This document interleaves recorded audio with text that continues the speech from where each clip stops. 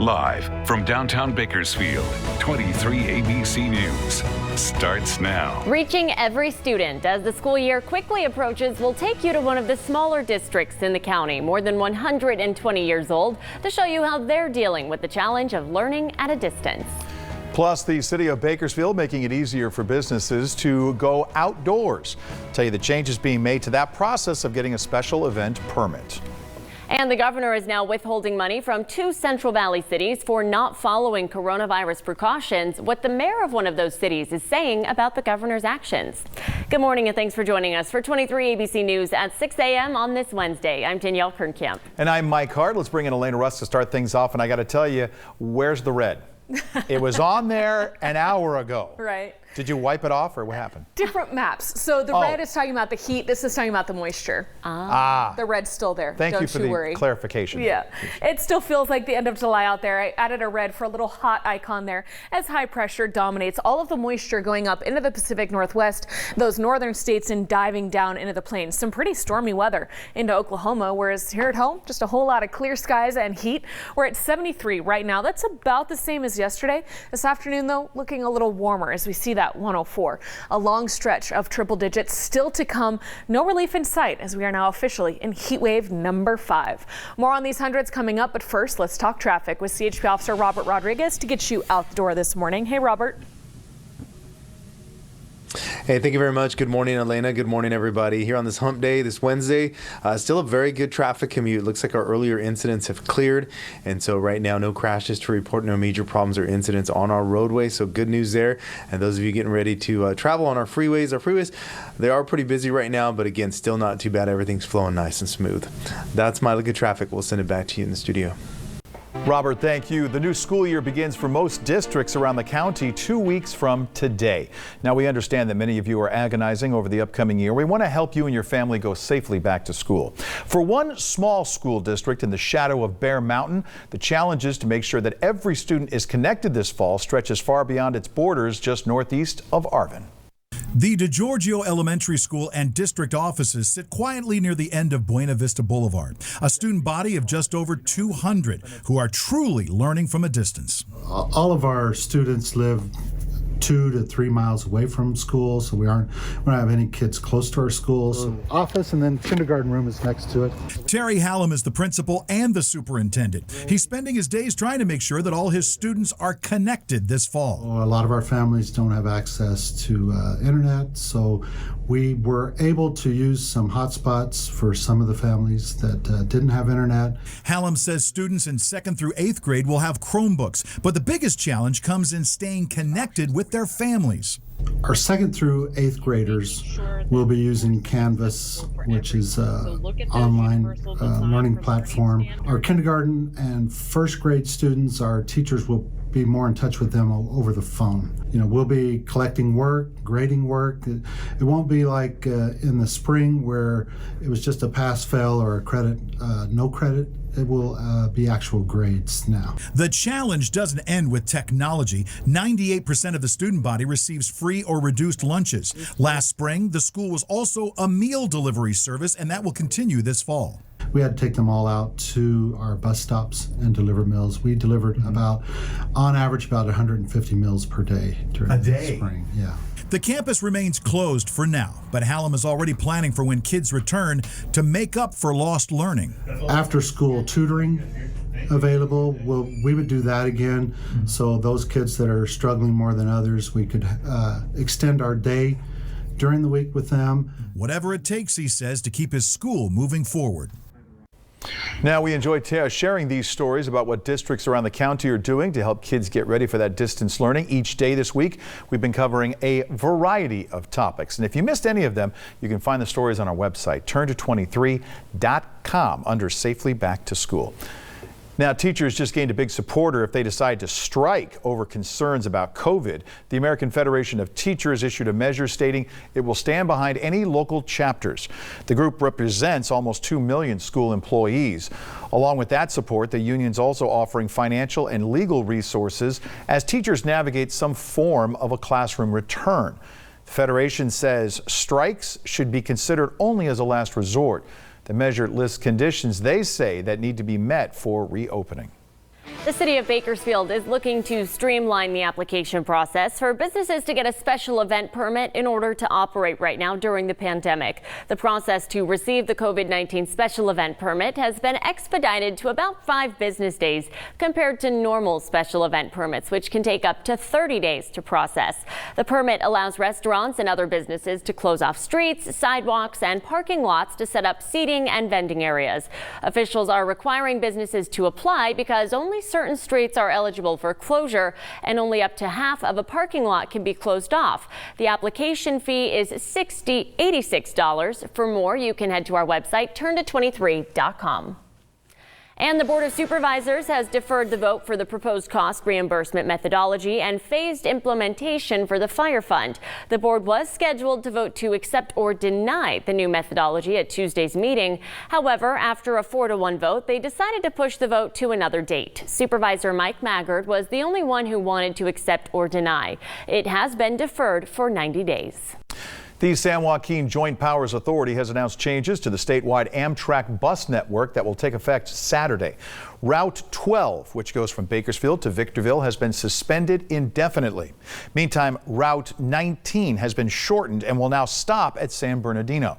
3 daily trips will stop at different locations along that route, such as Pasadena, Ontario, Riverside, and San Bernardino. The route will not travel along stops such as Palm Springs, La Quinta, or Indio. And Governor Gavin Newsom is now withholding money from 2 cities in the Central Valley that he says are defying the state's health orders.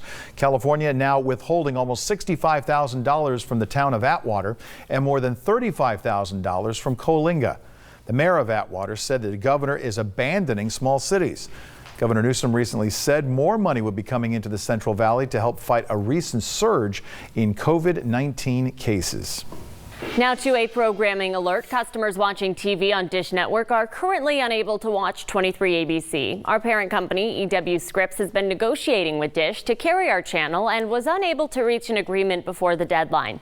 However, customers who subscribe to Dish are still able to watch our newscasts on our other platforms. Our 23 ABC News app is available for free on Amazon, Roku, Android, and Apple. Customers can also rescan their TV to pick up our channel over the air. And if you're looking for a place to get out of today's heat, you're in luck if you live in Arvin.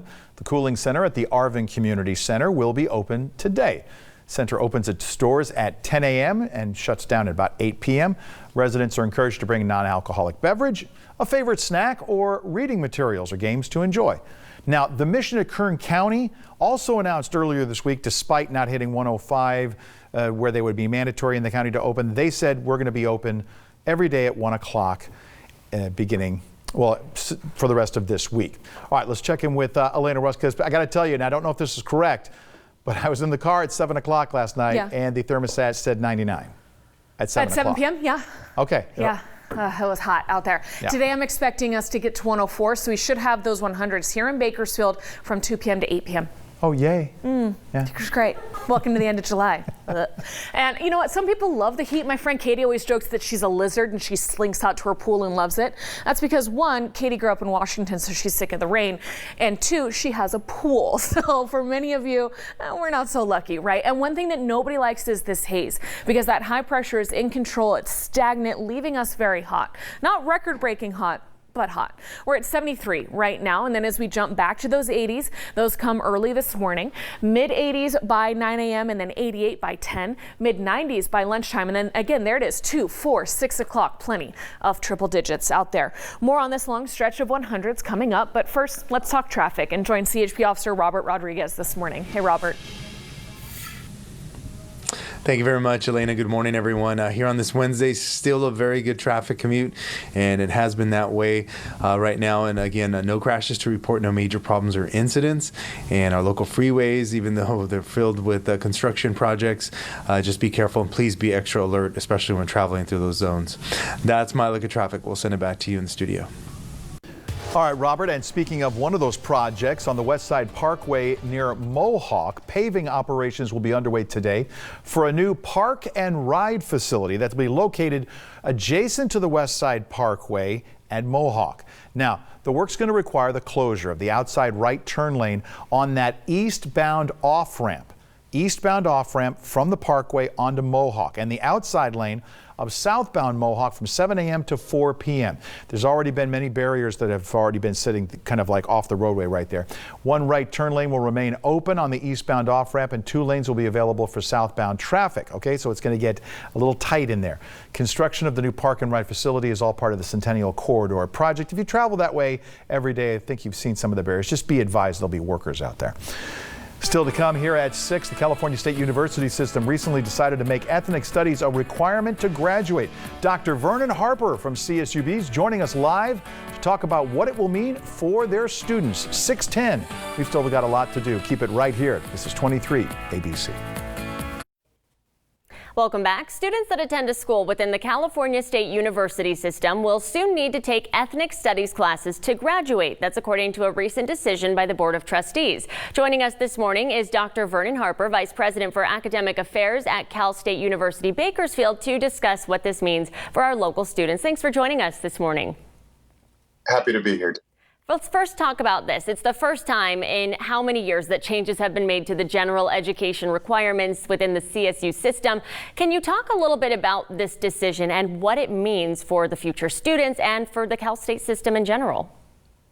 Well, thank you for having me. Last week, the Board of Trustees, our chancellor, took an enormous leadership step in terms of requiring that all students entering into 23-24 academic year have to complete a 3-unit course in ethnic studies. Now, ethnic studies is a disciplinary program in which students will be required to take courses in either African American history, Latinx history, Asian American history, or Native American history, as well as being able to take courses in social justice. So it was a momentous occasion that we hadn't made a significant change to the curriculum in over 40 years. Talk about what this means specifically for CSUB. What was your administration's reaction to this? Oh, we're incredibly positive about it. We think it is a step to making the curriculum actually reflect the student body. As we all know, Kern County and California have changed dramatically over the last 40 years in terms of its demographics. And we wanted to make sure that all students had access to a curriculum that looked like them. How soon will this requirement be put into place? Which students can expect to take these courses? Well, all students will be required to take the course beginning in the 23-24 year, and we're starting immediately. I've engaged the faculty in creating an ethnic studies department. We've made investments across the university in order to support this, and I spoke with faculty yesterday, and they're keenly excited to begin the work. How are you going to enlist the certain professors and everything that will be teaching these courses? Have you started that already? Sure. Let me go back. I mean, most individuals who are experience the university experience it in terms of their departments, whether that be a history department or a biology department. And one of the things I've asked the faculty to consider is beginning an ethnic studies department. Ethnic studies is an academic discipline that began in the CSU 50 years ago in San Francisco. And so we're contemplating creating one of those departments here at CSUB with the help of the faculty. They will ultimately have to approve the creation of the department, but it's something that we've started. Have you talked or spoken with our local students to gauge their reaction? Have you heard anything or any feedback from them? Absolutely. We have a student organization, ASI, and they are complete support for the creation of this department. We've been having campus conversations due to the murder of George Floyd over the past 3 months. And those students have really articulated a desire to have the curriculum reflect that. All right. Will these courses be offered prior to 2023 and 24? I know that's when you said it'll become a requirement, but are you hoping that these will be in place sooner than that? Absolutely. That's a great question. We've been working on developing a course last semester with our general education program, and we hope to have that course launched this fall, if not shortly thereafter.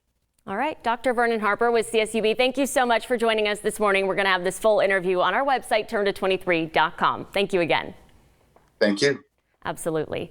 All right, let's bring in Chief Meteorologist Elena Rusk. We love that interview, and we kind of love these temperatures. I have to say, when I thought about the cool weather that's coming in winter, I have to say I got excited about that we still have sunshine right now. Because you're one of my summer kids. I'm the lizard. Right, you're a lizard. You're sleeping out by the pool, you're loving it, and I'm looking at my boots going, is it October yet? How many days till then? I want my scarves.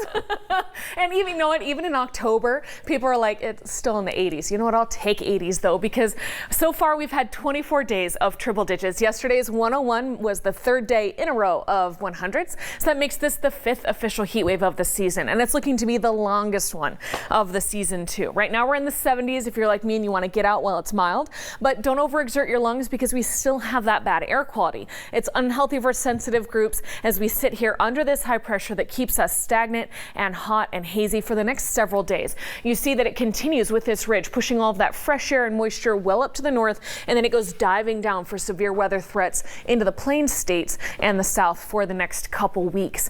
For us here at home, just plenty of dry heat across the board. That means more 100s in this 5th heat wave. 104 today is the hottest day of this trend. It's only 6 degrees above average, but you know what? 104 is 6 degrees above. If it was 6 degrees below, it would be 92, and that would feel strange too. So yeah, the 100s aren't record breaking and they're pretty typical, but you still need to take it easy out there because it's going to last right on into the weekend and all next week too. Ouch, that's a long stretch.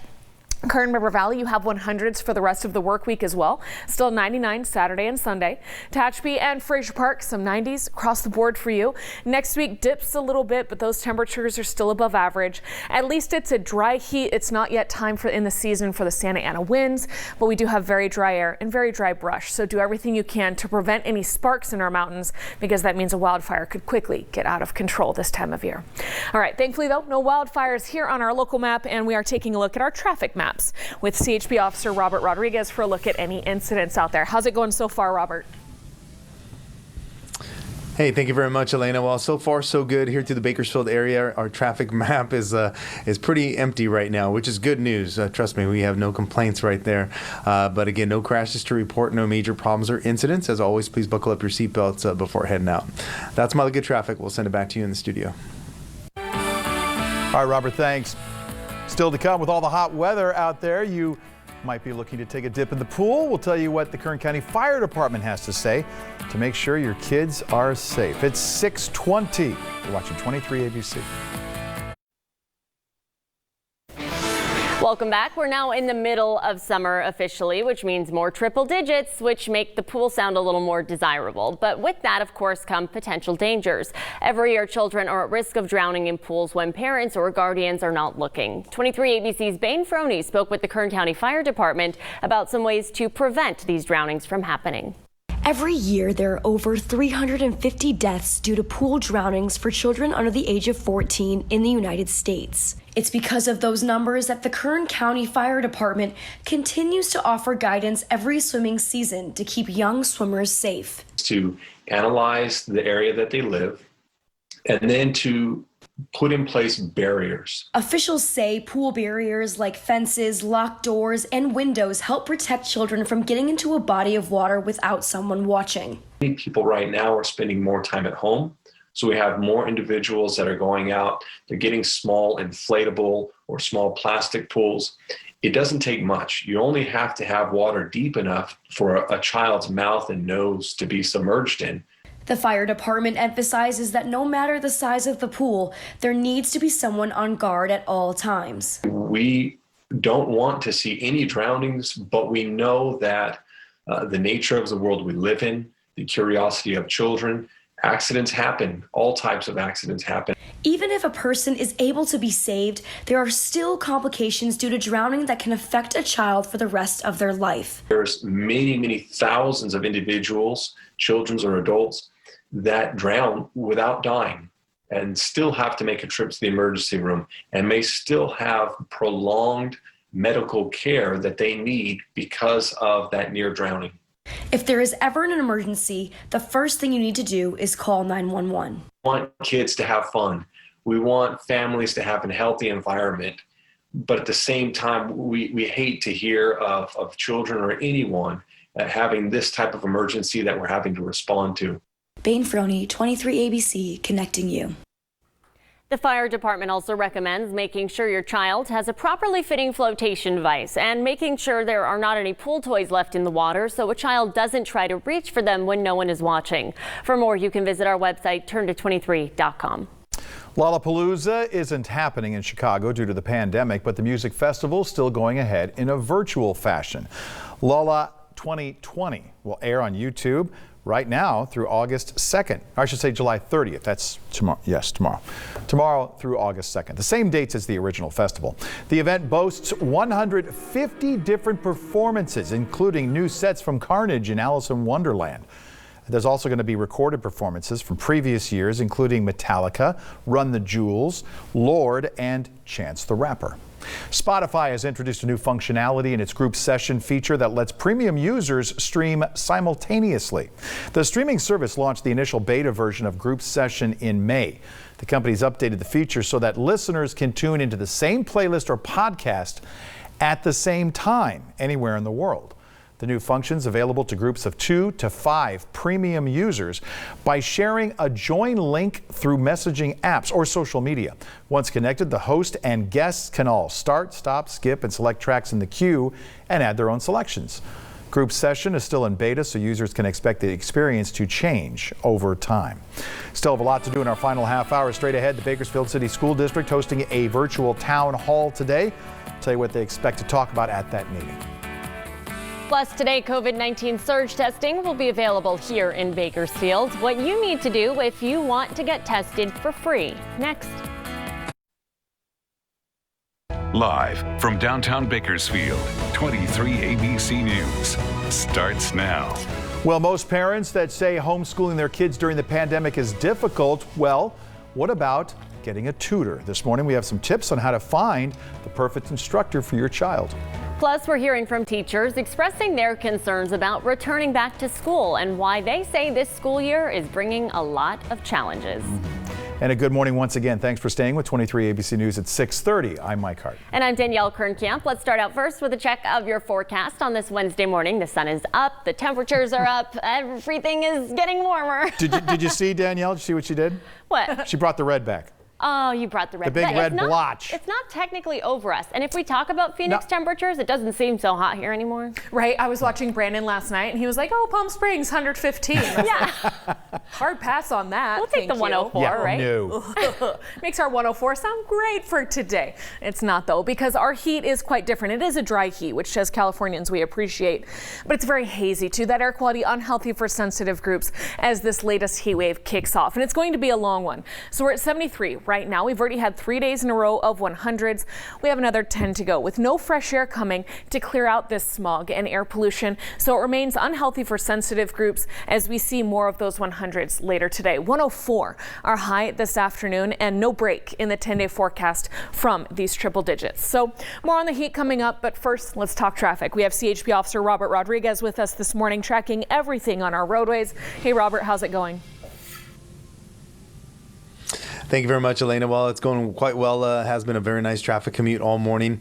And right now, nothing to report. So good news. Again, those of you making your travels out of town or onto our local freeways, freeways are in good shape and flowing nice and smooth. Our city streets here through Bakersfield also in great shape as well. That's my look at traffic. Pretty quiet. We'll send it back to you in the studio. We know many parents and even grandparents are agonizing over the upcoming school year. So we want to help you and your family make the best decision about going safely back to school. All week, we're sharing different ideas to help you decide what's best for your family. This morning, 23 ABC's Daniela Garrido joins us live after speaking with a local tutoring company about what parents should consider before they outsource for help. Daniela? Good morning. Well, during this time, a lot of students in the fall semester will be having to learn a new language or take a high-level math course in a Zoom classroom with about 20 other students. So you can imagine how difficult that could be for them, but that is the reality of what a lot of them are going to have to do, and therefore parents are looking to outsource some additional help. So if you're looking for a tutor, we have some tips on who the right tutor might be for your student. As schools return to distance learning for the fall semester, parents and students may be looking to outsource additional help, such as a tutor. Parents have really two main choices. One, they can seek a private tutor So someone that they know, or one, they can go to a private company. According to local tutoring company Kern Tutoring, they've received a high demand for elementary and high school virtual tutoring for the upcoming school year. Sometimes, parents just call to ask questions about, what are some of the resources that are out there for students. And so, yeah, we've definitely have had a lot of calls. The owner of the company has some advice for parents looking to find the right tutor for their student. So number one, you want to make sure that the person that is going to be working with your child is trustworthy. That is definitely important. So you can always ask for references. We always encourage references. Use someone local, especially because if something goes eerie or you have a question, you want to make sure that you can stop by someone's office or get a hold of someone. And whether you choose to go with a local company or a private tutor, it's important to ask for their background, credentials, and references. Ask that person, what are their future goals? If they want to become teachers and that's what they're studying for, that's perfect. Sometimes there's retired teachers out there that do private tutoring. And sometimes you have college students that also do private tutoring. So one, they are knowledgeable because they're majoring in the subject that they are helping in. Tutoring is not a one-size-fits-all. According to research done by Kern Tutoring, tutoring for elementary students should have a strong focus on language arts and be interactive. Find someone that matches your student's personality. So obviously, you probably don't want a college math major working with a preschooler. On the other hand, high school and college students are typically looking for tutors focused on math with experience and expertise teaching in the subject. For the high school students and the college students, what they mostly care about is help me get an A in this class or help me pass this grade. So for them, they really do not care whether we're going to sing with them or we're going to do cool activities. They care about, do you know the material well? Right? So we're going to have links to some local tutoring resources on our website, turn223.com. All week we'll be bringing you education stories like these so that you can make a better informed decision as your student goes back to school safely. For now, we're live in Bakersfield. I'm Daniela Garrido, 23 ABC News, connecting you. The Bakersfield City School District will also host another virtual town hall today. That meeting expected to include talks about health and safety protocols once schools reopen. It's happening at 5:30 p.m. You can find the link to register on our website, turn223.com. And as the pandemic continues, the list of first responders continues to grow. This morning, we continue our series Safely Back to School with an in-depth, candid conversation with some educators on the front lines, some of whom are terrified about catching COVID. And at the same time, Scripps reporter Chris Conti shows us they're also concerned about students falling behind. Silence has consumed the nation's schools for months now. We're changing the landscape of a whole generation. But with a new school year on the horizon, teachers are staying silent no more. I felt really burned out in the spring from a teacher perspective, from a parent perspective. A lot of parents felt burned out in the spring. To understand how teachers are feeling right now, we gathered 4 of them from across the United States. They shared their thoughts on what the upcoming year will be like. Just by a show of hands, who is a little bit nervous about this upcoming year? It's that kind of apprehension that educators nationwide are struggling with, concerned for their own safety, but also knowing students are losing out on valuable learning time. For a lot of students that are in kind of poverty-stricken environments, having that one-on-one connection is still really important. Dr. Kinye Reese is a principal in Tennessee. She's worried many of her kids don't have the resources they need at home. It's really kind of the lower socioeconomic kids that are, they're the ones that will keep me up at night. First grade teacher Philip Starosco will start the school year online. Virtual learning for elementary school kids is particularly tough, though. It is just very hard to be a teacher and not get to shake hands, give hugs, high fives. It's just sad. Over and over again, these teachers told us they need parents to be flexible this year. So when we do voice concerns, it's not that we're lazy and that we don't want to work. We just want to make sure that your children are safe and our families are safe and our community is safe. More than anything, though, they wanted students to know whether it's in person or not, It'll be okay. Just because I can't give you a hug in real life doesn't mean that I'm not giving you a hug through Zoom. We are there for the students. We got this. You know, we are used to facing challenges that are insurmountable. Resiliency in the face of a pandemic, and a lesson we'll all need to remember this fall. We'll get through this and we'll get it done, and we'll get it done masterfully. I'm Chris Conti reporting. And 23 ABC wants to help you and your kids get ready for the school year in the wake of the pandemic. Each day this week, we're covering stories that you need to know about, things like public and private schools, homeschooling, distance learning. We know it's not going to be an easy transition, but we want to help out. We're covering a different topic each day. You can see the stories we've done all week on our website, turnto23.com. Just click on the Safely Back to School tab. This morning, we are expecting to learn about new cases of COVID-19, a day after the largest spike locally that we've seen since the start of the pandemic. Nearly 1,900 cases were reported Tuesday, bringing the total number to just over 16,900. Public Health says more than 10,000 of those cases are in the 18 to 49-year-old age group. Public Health also announced 12 new deaths yesterday. The total here now at 135. Officials also reporting just under 5,400 full recoveries, with more than 11,000 people isolating at home. Nearly 103,000, or 84% of all tests, have come back negative. Public Health addressed the rapid rise in cases at yesterday's Board of Supervisors meeting. Problem with that is there's 1,893, but many of those are from labs that have been delayed. Some of the hospitals are telling us it's up to 19 days now to get results. So you can imagine contact tracing on something that's 19 days old is really difficult. Public Health Director Matt Constantine adding that Public Health has been trying to sort through a lot of the wrong information that labs have been sending to them.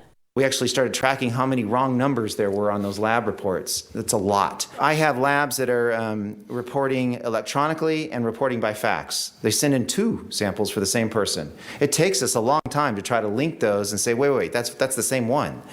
We got to do better than that. That's going to help us tremendously. For a full breakdown of the local COVID case numbers, you can visit our website, turnto23.com. This morning, some good news for local hospitals as more relief will be on its way to intensive care units. The Board of Supervisors approving a revision to the CARES Act funding and allocating an additional $12 million to hire 87 more nurses and provide 40 more ICU beds. Public Health saying county hospitals were nearing capacity with their ICU beds, with only 35 of the total 166 currently available. Switch gears, bring Chief Meteorologist Elena Rusk back in, get a check of that forecast. Yeah, and it's a hot one out there. As you know, it's end of July, heading into early August. We expect to be in the 100s. It's only a couple degrees above average, not record-breaking, but hot. And it's all because of that high pressure there, keeping the moisture up and out of our way. Not a lot of fresh wind coming on shore either. So it's a stagnant morning with the 70s out there and air quality that is unhealthy for sensitive groups all day long as we build up to those 100s later this afternoon.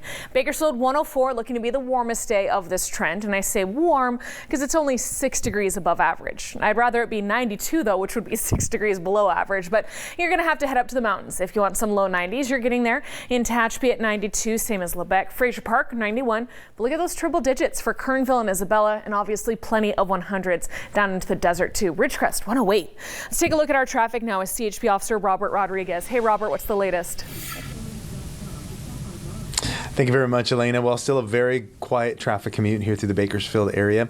And again, still no crashes to report or any major problems throughout Kern County and throughout Bakersfield. If you are going to leave town right now, so far so good. Right now, all of your major routes are open. That's Molly. Good traffic. Pretty quiet. We'll send it back to you.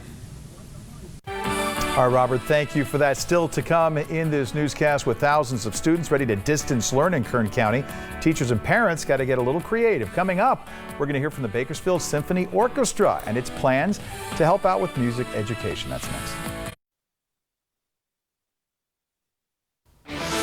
Welcome back at 6:45. When we talk about distance learning, the focus immediately falls on core studies, things like math and science. What about programs like music and art? Local school districts are scrambling to construct a format to keep their musicians playing. Joining us this morning is Holly Arnold from the Bakersfield Symphony Orchestra, talking about what they're doing to help out and how they are surviving the pandemic. Holly, thanks for joining us this morning. Good morning. Thank you for having me. You know, we're talking about with the symphony orchestra, you're talking about professional musicians that are joined together. So, you know, the experience level being so high. And then you look at some of these districts and what they're having to go through to just trying to keep musicians playing during this pandemic. What are some of the things that you've heard? Well, you know, we do know that it's been difficult. You know, right away, the teachers and educators had to pivot to this distance learning. And what we did as an organization is, you know, staying in touch with the community needs is quickly pivot to distance learning pieces that teachers and educators could access, parents could access to help augment what they were already doing. So that really took off. We developed some pieces that include history, science, different art medias, so that it really could support any classroom setting or parents at home. And it really took off. It has been passed around. These programs have been shared throughout the state. We've had educators reach out to us from San Francisco and LA, you know, commenting and really appreciating this offering that we have. And we've just continued to develop more programs for the educators. Yeah, and one of the local school districts will be spotlighting tomorrow is Panama Buena Vista and what they're doing to keep their music program alive. Let's pivot now to the Bakersfield Symphony Orchestra. This is an orchestra that relies heavily on donations and fundraising and whatnot, having to cancel all of the spring, the gala fundraiser, and to do those things. What is the symphony doing and how does it plan to move forward through this? Well, we have some really lovely people in our community and businesses that have helped support us. They see us connecting to our community through our mini concert programs. We streamed the 4th of July concert. You know, we're doing the distance learning. So they see that we are still a very valuable piece in the community, even if we're not putting on the big concerts, and we're a resource to the school. So they really appreciate that. Many people are very interested in our education programs. We had a lot of donors for that, in particular, when we could bring the students to the concerts. You know, part of it is that we really reach out throughout our county. We have such a diverse county, and we want to bring music and education to students that don't even know how to dream about these things. And we can do this through our distance learning still, in maybe even more robust fashion this way. And but, you know, it's our donors that are keeping us going right now. We appreciate them so much. Very good. And we're running out of time, but I need to ask you this. Where is Stelian Kiroff, and is he okay? Stelian's doing fantastic. He is with his family in Florida. We Zoom and talk almost every day. We're going to be announcing some beautiful programming for this fall, too. And so look for that. We're not staying still at all. And we're busier than ever, really just developing things that are going to support our community during this time. Fantastic. Holly Arnold with the Bakersfield Symphony Orchestra. Best of luck to you and the entire orchestra moving forward. We're looking forward to the first big performance when you get back. We'll be back. Thanks so much, Mike. All right, let's bring in Elena Rusk right now. And as she touched on the 4th of July concert with the Bakersfield Municipal Band, which is made up of members of the symphony, we streamed right here on 23, and it was great. It was great. Wonderful. My husband for Christmas got a sound bar, so we turned it all the way up. Oh, there you go. Almost felt like you were there. Would have been better if we could have been there, and we will soon. Yeah, we're at 73 right now. Yesterday was 101. That's just above average. We're not talking about record-breaking heat out there. Yesterday's record was 118, set back in 1908. That was a really hot year for Bakersfield. So far this year, we're pretty much on track for average. So far, we've had 24 days of 100s in Bakersfield. Yesterday's 101 was the 3rd consecutive day of triple digits. So this is our 5th heat wave of the season. All of that is to say, we've had some 100s. We're heading into plenty more. So with that 73 right now in Bakersfield and McFarland, you're seeing 75 in Lamont, Taft, and Maricopa, 71 into Kernville, 72 down in Mojave, 60s in Tehachapi. Sounds pretty nice for now, but you're soaring to those 90s later today. The Valley and Desert seeing plenty of 100s today, tomorrow, into Thursday, Friday, Saturday, Sunday. It's just all the same because that high pressure isn't going anywhere. So we are hot and stagnant. At least it's a dry heat. It's not a record-breaking heat, but it's above average to end the month of July and head into that first full week of August out there. Overnight lows at least are in those 70s for the most part, not too bad, but it's hot up in our mountain communities as well. Look at those 100s for the Kern River Valley today, tomorrow, and Friday. Tehachapi, Fraser Park, 90s right on into the weekend. A little dip next week, but no fresh winds coming on shore to really help cool you down. No monsoonal moisture coming from the east for a chance of rain. And that's nice because thunderstorms always bring a threat of dry lightning for this time of year. We don't have that out there, but it would be nice to have a little rain. Not so lucky. All right, let's take a look at our traffic. So far, we've been, try to not jinx it, Robert, we've been pretty lucky in traffic. Nothing too big to report, right? That's right, Elena. It has been very, very nice and very quiet all morning. And again, commuters have been doing a fine job, and so we want to encourage everyone to do the same, continue that trend. Always buckle up those seatbelts, slow it down, take your time. We want you to reach your destination safely. But again, right now, no crashes to report or any major problems. If you are going to leave town or coming back into town right now, all of your major routes are also open and clear. That's my final look at traffic. Have a great day today, and we'll send it back to you in the studio. Still to come, some relief is on the way for local hospitals. That and more in your top stories next. 6:54. Welcome back this morning. Good news for local hospitals. More relief on its way to the ICUs. The Kern County Board of Supervisors approved a revision to the CARES Act funding, allocating an additional $12 million in order to hire 87 more nurses and provide 40 additional ICU beds. Public Health saying county hospitals were nearing capacity with only 35 ICU beds of the 166 currently available. And supervisors have deferred the vote for the proposed cost reimbursement methodology and phased implementation for the fire fund.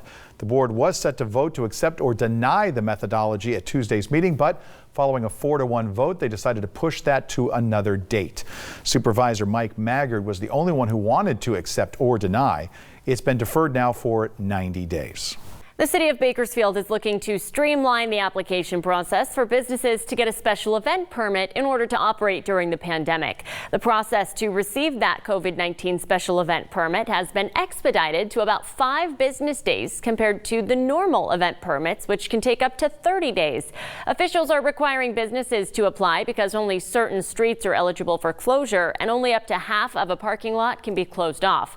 The application processing fee is $86. For more, visit our website, turn23.com. Cal State Bakersfield will be holding another webinar for small business owners later today. Those who attend will learn more about how local lenders process loans and some of the conditions those loans come with. The webinar is set to take place today from noon to 1. If you'd like to attend, you can register by going to tinyurl.com/businessrelief20. And if you're looking for a place to cool off and you live out in Arvin, well, you're in luck. The Cooling Center at the Arvin Community Center will be open today.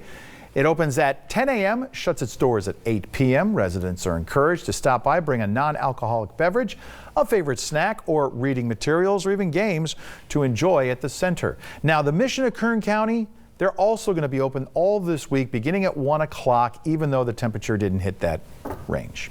So it's because it's going to be 105 in Arvin, but we're not quite hitting that in Bakersfield, right? 104 for Bakersfield. Okay. Yeah, it's not so hot. Yeah. 1 degree. 104 is hot. Yeah. Not record breaking, not enough to have the cooling centers open here, but good that the mission is available because with this ridge of high pressure, it's really hot out there. Yesterday was 101. Today we're expecting 104. So 73 right now if you need to get out and get some things done before we head into the heat of the day. With these 100s lasting well through the week this weekend and all next week too. You see it's just above average, but it is a long heat wave that we're heading into. So take it easy out there. All right, very good. And that's going to do it for us on this Wednesday morning. Don't forget, for breaking news, weather, and traffic anytime, anywhere, go to our mobile and tablet apps. They're free to download. Have a great day.